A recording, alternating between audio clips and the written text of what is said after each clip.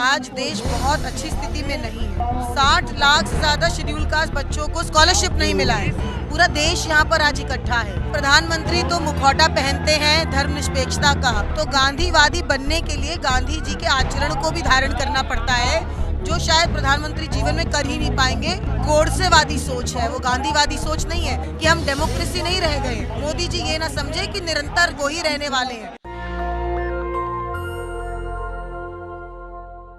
हमारे साथ है दिल्ली महिला कांग्रेस की प्रदेश अध्यक्ष अमृता दबन। वो भी आज जो NSY का प्रोटेस्ट है दांडी मार्च, उसमें शामिल होने के लिए आए हैं। आप भी छात्र राजनीति से आई हैं। आज देश का युवा परेशान है, आप उनको समर्थन देने आई हैं। लड़ाई कैसे लड़ेंगे मोदी जी? देखिए, ये लड़ाई जो है पूरे देश के छात्र और युवा वर्ग की लड़ाई है। आज देश बहुत अच्छी स्थिति में नहीं है। लोग और उनके बच्चे पढ़ लिख कर बैठे हैं, डिग्री लेकर बैठे हैं, लेकिन नौकरियां नहीं हैं।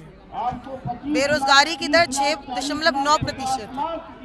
60 लाख से ज्यादा शेड्यूल कास्ट बच्चों को स्कॉलरशिप नहीं मिला है। सारी बातें आप देश के आम जनता तक, जो गांव में दूर दराज में लोग बैठे हैं, उन तक कैसे पहुंचाएंगे? ये देश की जनता जो है ना, उन्हीं के बच्चे हैं। दिल्ली में करने से हो जाएगा? दिल्ली से ही तो हिलेगा सब कुछ। दिल्ली में बैठे हैं प्रधानमंत्री, और दिल्ली से किला हिलेगा।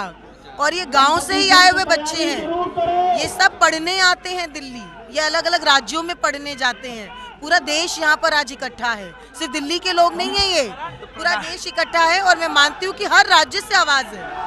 कांग्रेस पार्टी और NSY हर प्रदेश में बड़े बड़े आंदोलन कर रही है, खड़ा कर रही है, ताकि जो देश के प्रधानमंत्री है उनके कानों में जू रही। एक दांडी मार्च प्रधानमंत्री मना रहे हैं अहमदाबाद में, साबरमती आश्रम में। उसका नाम दिया गया अमृत महोत्सव, जो 75 हफ्ते तक चलेगा। 2023 15 अगस्त तक चलेगा।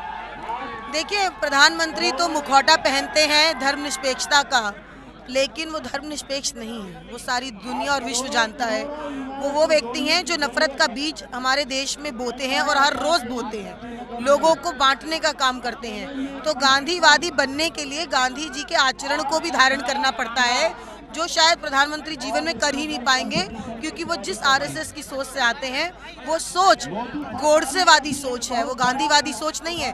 तो कितना भी वो पहनावा पहन ले गांधी जी का, वो गांधीवादी कभी नहीं हो सकता। स्वीडन की एक संस्था है, उसने कहा कि भारत लोकतांत्रिक देश से तानाशाही की ओर बढ़ रहा है। बिल्कुल सही कहा है, और हम देख रहे हैं क्या हो रहा है। जितने भी संस्थान हैं इस देश के अंदर, सब पे कब्जा कर लिया गया है, अपने लोगों को बिठा दिया गया है।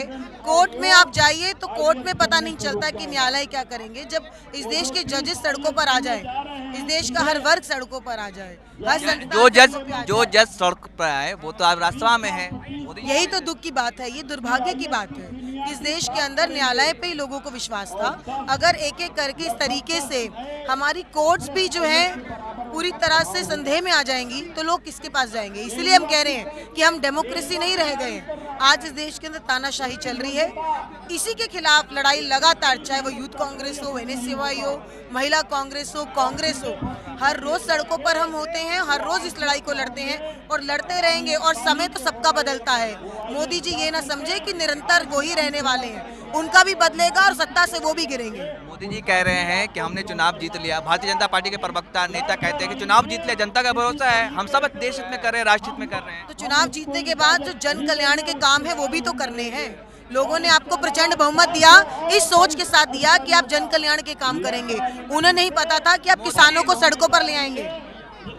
आपने देखा होगा प्रकाश जावड़ेकर उन्होंने बैठ करके क्या कहा। उन्होंने कहा कि हम गुजरात के चुनाव में जीते, और जो जहाँ जहाँ चुनाव हो रहे हैं वहाँ जीत रहे हैं। तो जनता का भरोसा पूरी तरह से बना हुआ मेरे ऊपर। दिल्ली में तो जीरो है। दिल्ली में निगम का चुनाव हुआ, वहाँ जीरो है। कहीं कांग्रेस जीत रही है। चुनाव जीत और हार अपनी जगह होता है, उसकी वजह और कारण अलग होते हैं, लेकिन देश की असली आवाज बहुत हद तक जो एक है और जो एक साथ बोल रहे हैं लोग, वो इस समय मोदी राज से तंग। नेशनल दस्तक की आपसे गुजारिश है कि अगर इसको बचाना चाहते हैं तो नेशनल दस्तक को सब्सक्राइब करने के लिए रेड कलर के सब्सक्राइब बटन को दबाएं, फिर बेल आइकन की घंटी दबाएं। नेशनल दस्तक को बचाने के लिए बहुत जरूरी है कि हर खबर को शेयर करें, लाइक करें, कमेंट जरूर करें।